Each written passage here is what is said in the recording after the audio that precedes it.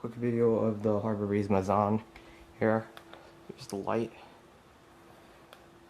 There's the remote.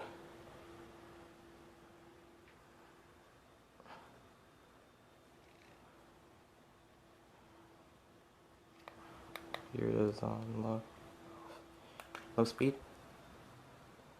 Spins very slow and then it gets fast.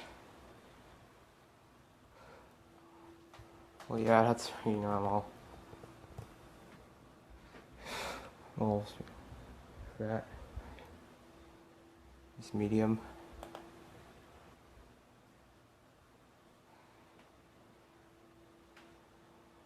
Speed from control. Goes a little lower for high speed. No bearing noise, no humming noise, but it is what it is. Good air mover for what it's a decent air mover, but yeah.